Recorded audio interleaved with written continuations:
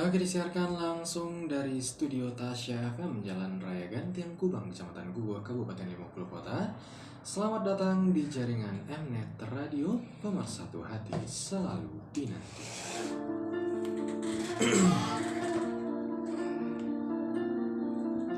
Bismillahirrahmanirrahim. Assalamualaikum warahmatullahi wabarakatuh. Selamat sore sahabat sehat Mari Pro dimanapun berada. Kembali lagi pada sore hari ini, tentu saja di ajang kesayangan kita semua, Tausiah Ramadan tentunya ya.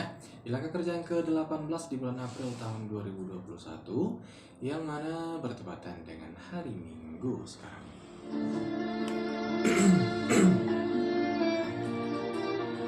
Sahabat sehat Mari Pro dimanapun berada, Rizky ucapkan selamat sore, selamat menjalankan ibadah puasa, selamat menunggu waktu berbuka juga ya, dan juga selamat berakhir pekan untuk kita semua dimanapun berada. Semoga akhir pekan ini dapat kita isi dengan hal-hal yang bermanfaat tentunya, yang mendatangkan kebaikan ya, bukan yang mendatangkan mudarat gitu ya. Semoga sahabat sehat Mari Pro dimanapun berada yang mendengarkan suara Rizky pada sore hari ini, semoga selalu berada dalam keadaan sehat walafiat tanpa kurang satu apapun. Dan semoga segala macam aktivitas yang dikerjakan semenjak pagi hari tadi hingga sore hari ini berjalan lancar sesuai harapan tanpa kendala yang berarti ya.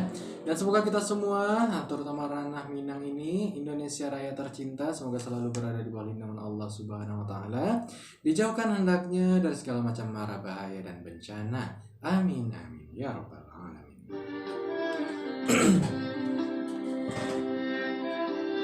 Baiklah sahabat sehat Mari Pro, pada kesempatan sore hari ini seperti biasa ya, kita akan mendengarkan siraman rohani atau tausiah yang akan disampaikan oleh Ustadz kita yang sudah berada di studio sekarang ini ya. Selamat sore, assalamualaikum Bu Yauge. Waalaikumsalam warahmatullahi wabarakatuh. Oke, bagaimana kabarnya sore ini Ustadz? Alhamdulillah sehat. Sehat ya, cuacanya cerah Ustadz ya. Ya. Secerah hati kita pada sore hari ini. Insyaallah. Insyaallah. Alhamdulillah selalu cerah ya. Amin. Semoga sahabat sehat Mari Pro dimanapun berada sehat juga ya. Selamat sore untuk sahabat yang mendengarkan dari M Radio dari Kabupaten Sijunjung 91,2 FM ya. Kemudian dari SKFM 89,7 FM dari Bukit Tinggi. Kemudian juga di Piaman FM 100,6 FM dari Kabupaten Padang Pariaman. Selanjutnya ada juga sahabat-sahabat kita yang dari Kabupaten Pesisir Selatan sana, pendengar setia garis pantai 92,0 FM. Juga ada dari Belibis 87,9 FM dari Kota Solo ya. Selamat sore dan salam kompak selalu. Juga sahabat-sahabat kita dari Dharma FM 91,3 dari Kabupaten Dharma Seraya. Ada Prolibas juga di sana ya, 101,3 FM masih dari perbatasan Sumatera Barat dan Jambi ya di Kabupaten Dharma Seraya sana. Kemudian juga ada Jaya FM 91,9 FM dari Kabupaten Mungo Jambi. Juga ada MC Radio 90,8 FM dari Kabupaten Tebo, Provinsi Jambi. Oke. Jadi jangkauan suara kita jauh sekarang Ustaz ya. Alhamdulillah. Insyaallah yang mendapatkan berkah atau tausiahnya banyak juga. Amin Ya. insyaallah. Oke Ustaz, pada sore hari ini apa yang akan menjadi pembahasan kita? Ya, kita angkat insyaallah perkara yang dapat merusak ibadah puasa. Oke, perkara yang dapat merusak ibadah puasa. Untuk itu ya, sahabat sehat Mari Pro dimanapun berada, perbaiki posisi duduknya ya, dengarkan dengan seksama biar bisa diserap ya ceramah yang akan disampaikan oleh Ustadz ini. Oke, kepada Ustadz Uge, kita persilahkan. Terima kasih. Assalamualaikum warahmatullahi wabarakatuh. Alhamdulillah. Alhamdulillahi rabbil alamin. Wa bihi nasta'in ala umuri dunya waddin. Ashhadu an la ilaha illallah wa ashhadu anna Muhammadan abduhu wa rasuluhu sallallahu alaihi wasallam la nabiyya ba'dah. Allahumma fasalli wa sallim wa barik ala Muhammad wa ala alihi wa ashabihi ajma'in.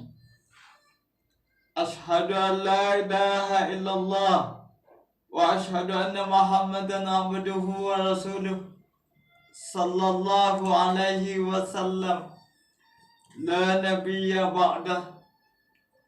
اللهم فصل وسلم وبارك على محمد وعلى آله وأصحابه أجمعين.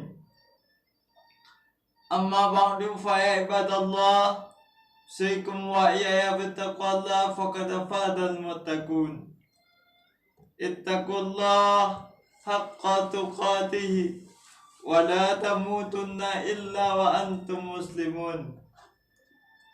Kaum muslimin, sahabatku dimanapun Anda berada, alhamdulillah segala puji kita persembahkan kepada Allah Subhanahu wa Ta'ala.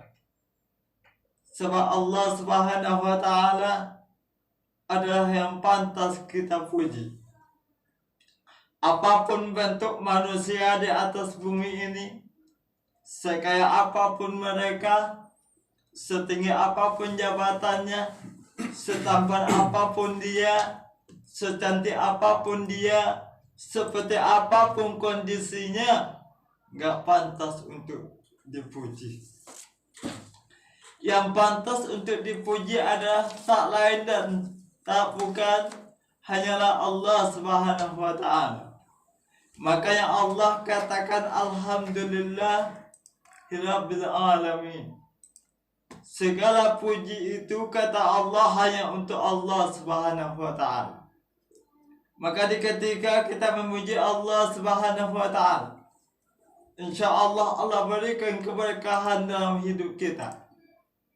Dan dalam rangka bersyukur kepada Allah Subhanahu wa Ta'ala, maka gunakanlah segala nikmat Allah Subhanahu wa Ta'ala sesuai dengan kehendak Allah.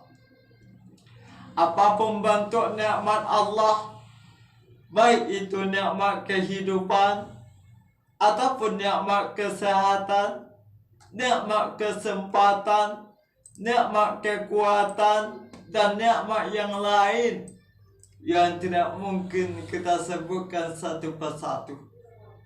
Makanya Allah katakan dalam ayatnya, in ta'uddu ni'matallah la tuhsuha. Jika engkau menghitung-hitung nikmatku, kata Allah, maka kamu tidak akan sanggup menghitungnya. Begitu banyak nikmat Allah Subhanahu wa Ta'ala, sehingga Allah katakan fa bi ayyi ala'i rabbikuma tukadziban. Maka nikmatku yang mana lagi yang akan engkau dustakan, kata Allah. Maka persoalannya bagi kita hamba Allah Subhanahu wa Ta'ala, pandailah bersyukur dengan apa yang Allah anugerahkan kepada kita. Salawat dan salam dengan ucapan Allahumma sholli ala Muhammad kita hadiahkan untuk Rasulullah sallallahu alaihi wasallam, junjungan bagi kita semua, contoh suri tauladan dalam kehidupan, bagaikan cahaya penerang kegelapan yang meninggalkan dua petunjuk bagi kita, yakni Al-Quran dan Sunnah Rasulullah sallallahu alaihi wasallam. Jika kita berpegang teguh kepada dua yang ditinggalkannya, maka Rasulullah jamin lan tadillu abada, tidak akan pernah tersesat untuk selama-lamanya, baik dalam urusan dunia ataupun dalam urusan akhirat. Makanya dalam kehidupan ini sebetulnya apabila ada persoalan, ada masalah, kembali kepada Al-Quran. Semua jalan dan penyelesaian ada dalam kitab Allah, ada dalam hadis dan sunnah Rasulullah sallallahu alaihi wasallam. Tapi banyak umat Islam yang mengaku agamanya Islam, tapi pedomannya lain daripada Al-Quran. Dasar hukumnya beda daripada sunnah. Lebih mau patuh kepada hukum manusia ketimbang hukum Allah Subhanahu wa Ta'ala. Makanya ditekankan betul oleh Rasulullah, jika kalian berpegang teguh kepada kedua, yang aku tinggalkan. Dalam sebuah sunnah dikatakan gigitlah dengan gerahammu, maka engkau akan selamat selama-lamanya. Kaum muslimin sahabatku dimanapun Anda berada, dalam kita melaksanakan ibadah yang kita lakukan pada saat ini, yaitunya ibadah menahan segala apa yang membatalkan puasa kita, mulai dari terbit fajar sampai terbenamnya matahari. Tentulah kita berusaha bagaimana yang pertama ibadah yang kita lakukan ini, khususnya ibadah puasa, tentu kita berusaha bagaimana puasa kita yang pertama tidak batal. Percuma saja kita menahan kalau puasa kita batal. Yang kedua, bagaimana puasa kita yang kita tahan itu, yang kita tunaikan itu tidak rusak di mata Allah Subhanahu wa Ta'ala. Memang ada yang merusak ibadah puasa, ada pula yang membatalkan puasa. Perbedaan rusak dengan batal itu berbeda sebetulnya. Kalau kita contohkan kepada sebuah kendaraan ataupun contohnya mobil, maka ketika mobil itu batal dalam artian puasa tadi, maka nggak ada lagi mobil itu dalam kehidupan kita. Mungkin mobil itu telah kita jual, mungkin mobil itu telah hilang, ataupun mobil itu tidak ada lagi dalam pandangan mata kita. Itu artinya apa? Batal mobil jadi milik kita. Berbeda pula dengan yang rusak. Kalau yang rusak maksudnya adalah kalau logika tadi mobil itu masih ada pada kita, tapi dipergunakan itu tidak bisa lagi. Kenapa? Udah rusak. Mungkin mobilnya, mesinnya yang rusak, atau yang lainnya dalam keadaan rusak. Artinya apa? Memang ada pada kita, tapi nggak bisa lagi untuk dipergunakan dengan baik. Itulah yang dinamakan dengan rusak. Begitu juga dengan puasa kita. Mungkin kita memang betul puasa kita lakukan, mulai dari terbit fajar sampai terbenam matahari kita menahan. Akan tetapi puasa kita rusak, nggak sempurna lagi. Memang kita melakukan ibadah puasa, tapi puasanya rusak. Dalam hal inilah kita kaji pada saat ini. Ada hal yang menyebabkan puasa yang kita tunaikan itu menjadi rusak di mata Allah. Maka ini harus kita ketahui dan mesti kita jaga, agar puasa yang kita lakukan tidak menjadi rusak di mata Allah Subhanahu wa Ta'ala. Kaum muslimin sahabatku dimanapun Anda berada, Rasulullah SAW mengatakan dalam sebuah sunnahnya, beliau bersabda, bukanlah puasa itu sekedar menahan lapar dan haus saja. Itu Rasulullah gambarkan dalam hadisnya yang diriwayatkan oleh Ibnu Khuzaimah, Ibnu Ibn, dan Al-Hakim. Artinya apa? Bahwasanya puasa itu bukan hanya sekedar menahan makan saja, tidak. Bukan saja menahan minum saja, tidak. Bukan saja menahan apa yang hendak kita konsumsi ke dalam tubuh kita. Akan tetapi banyak yang harus kita puasakan. Maka yang ada sebab itu kadang-kala sesuatu yang kita lakukan di ketika kita berpuasa menyebabkan puasa kita rusak di mata Allah. Ini yang harus kita jaga. Rasulullah SAW juga mengatakan, bisa jadi seseorang yang berpuasa, bagiannya dari puasanya hanyalah lapar dan haus saja. Ini yang kita takutkan dalam kita melakukan ibadah puasa. Saat ini mungkin timbul pertanyaan pada diri kita. Apa saja sih yang dapat merusak ibadah puasa kita? Jangan-jangan kita telah melakukan hal yang dapat merusak ibadah puasa kita.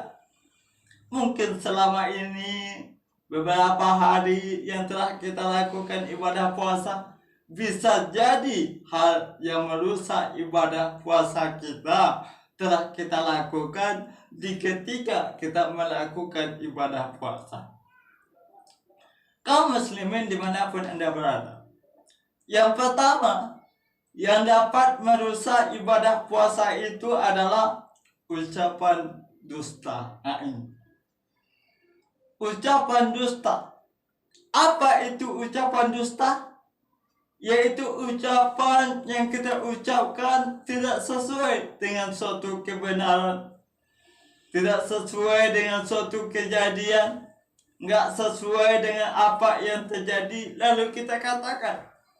Artinya apa? Suatu kebohongan yang kita ucapkan di ketika kita berpuasa.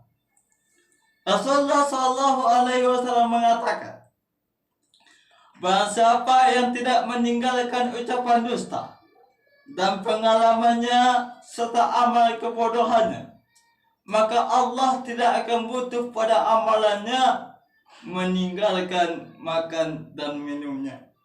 Ini dalam hadis rawahu al-Bukhari. Bagaimanapun kita menahan lapar, bagaimanapun kita menahan haus, Allah tidak butuh amalan itu ketika kita berbohong di ketika bulan Ramadan. Artinya apa? Puasa yang kita lakukan menjadi rusak. Betul kata Rasulullah. Teringat kita kepada hadis Rasulullah SAW. Ayatul munafiki salasa. Tanda orang munafik itu 3 kata Rasul. Yang pertama, iza haddasa kadzaba. Apabila mereka berkata bohong.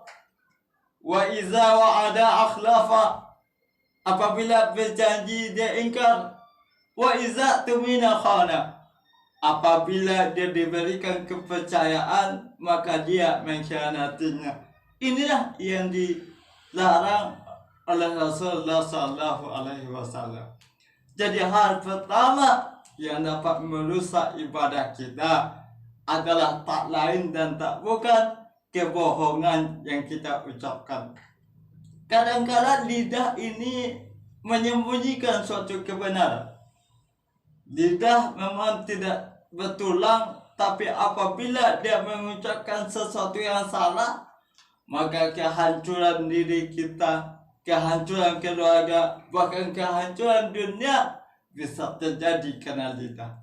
Itu betullah sebabnya bohong itu dapat merusak ibadah puasa yang kita lakukan di ketika bulan Ramadan. Yang kedua, hal yang dapat merusak ibadah puasa itu adalah pengalaman dusta tadi. Bukan hanya diucapkan, akan tetapi pengalaman dusta. Banyak kita mengalami suatu kebohongan yang kita memang tidak mungkin tidak kita ucapkan, akan tetapi kita alami. Apa contohnya? Contohnya kita sudah tahu bahwasanya sholat 5 waktu itu wajib hukumnya bagi kita. Kita tahu. Bahkan kita sudah mendapatkan suatu ilmu pengetahuan tentang sholat. Bagaimana cara sholat, bagaimana hukum sholat, kapan waktunya sholat, kapan waktunya tidak diperbolehkan sholat, siapa saja yang tidak boleh sholat, tahu kita.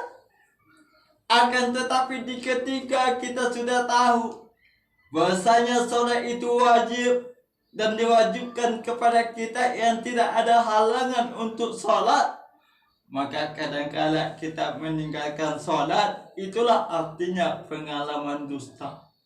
Ini yang dapat merusak ibadah puasa kita. Banyak manusia yang berpuasa, pengalamannya, yang dialaminya, yang dikerjakannya bohong.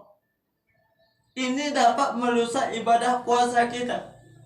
Jangan kira Allah nggak tahu kalau kita bohong. Allah Maha tahu. Jangankan yang kita katakan, jangankan yang kita perbuatan, Allah nggak tahu. Sesuatu yang terbesit saja di hati kita, Allah tahu. Jangankan kita yang bertubuh kasar, yang bertubuh halus saja Allah lihat. Bahkan dalam sebuah hal mengatakan semut yang hitam di batu yang hitam pada malam yang kelam Allah lihat. Apalagi kita manusia yang bertubuh kasar, jelas Allah tentu maha melihat kita.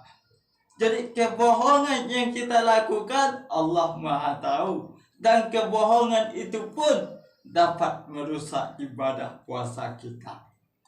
Yang ketiga, yang dapat merusak ibadah puasa kita adalah mengamalkan suatu kebodohan atau jahil. Ini kadang-kala manusia sudah tahu, sudah diberikan ilmu pengetahuan, malah pura-pura nggak tahu. Ini bahaya. Ada manusia itu golongannya manusia yang tahu dan benar-benar tahu. Yang pertama, manusia yang tahu, benar-benar tahu. Yang kedua, ada pula manusia itu yang tidak tahu tapi ingin tahu. Yang ketiga, ada pula manusia itu sok tahu. Yang keempat, ada pula manusia itu yang tidak tahu dan tidak pula ingin tahu. Yang keempat, yang kelima, ada pula manusia itu yang pura-pura enggak tahu. Acuh saja. Ini dapat merusak ibadah puasa kita. Makanya mengamalkan suatu kebodohan, maka dapat merusak ibadah puasa kita. Kaum muslimin sahabatku dimanapun anda berada, dalam sebuah sunnah Rasul mengatakan bahwasanya hal yang dapat merusak ibadah puasa itu diantaranya adalah perkara bodoh yang tak ada ilmunya dalam syariat, maka akan menjadi penghapus pahala puasa. Satu ibadah yang dilakukan tapi nggak ada ilmunya. Kadangkala banyak orang melakukan ibadah setelah ditanya kenapa ibadah itu engkau lakukan. Itu ibadah apa? Nggak tahu jawabnya. Kenapa? Nggak ada ilmunya. Makanya ibadah tanpa ilmu itu sebetulnya sia-sia. Makanya beribadah itu harus dengan ilmu. Kalau seandainya ilmu nggak ada dalam ibadah, termasuk ibadah puasa, maka ibadah pun akan rusak. Kaum muslimin dimanapun anda berada. Selanjutnya, perkara yang dapat merusak ibadah puasa itu adalah berkata yang sia-sia. Banyak kita kadangkala mengatakan sesuatu tapi tidak ada manfaatnya. Kadangkala sekedar gurauan saja, bercanda doang tapi tidak ada manfaatnya. Ini sia-sia. Pada bulan puasa kalau kita berkata yang sia-sia nggak ada manfaatnya, maka itu akan merusak ibadah puasa kita. Maka kalau ingin berkata, berkatalah yang manfaat bagi orang lain ataupun kita. Kalau nggak bermanfaat, rasanya sesuatu yang kita katakan, kata Rasulullah, audias mut. Lebih baik anda diam. Kaum muslimin, sahabatku dimanapun anda berada, dalam sebuah sunnah Rasul mengatakan, sesungguhnya puasa itu bukan menahan dari makan dan minum saja. Hanyalah puasa yang sebenarnya adalah menahan dari laku atau ucapan yang sia-sia dan daripada ucapan kotor. Banyak juga orang yang berpuasa tapi ucapannya kotor, ucapannya nggak baik, bahkan kata-kata itu kasar. Itu pun dapat merusak ibadah puasa kita. Oleh sebab itu kaum muslimin dimanapun anda berada, setelah kita mengetahui mungkin hal yang dapat merusak ibadah puasa kita. Mudah-mudahan kita dapat menghindarkan agar puasa yang kita lakukan, lapar, haus, dan nafsu yang kita tahan dapat menjadi suatu ibadah dan diterima oleh Allah Subhanahu wa taala. Fa'tabiru ya ulil absar la'allakum tuflihun. Oke, Masya Allah. Wah, luar biasa sekali ya materi yang disampaikan oleh Ustadz kita pada sore hari ini. Ternyata banyak hal ya yang dapat merusak puasa kita. Baiklah, sahabat sehat Maripo dimanapun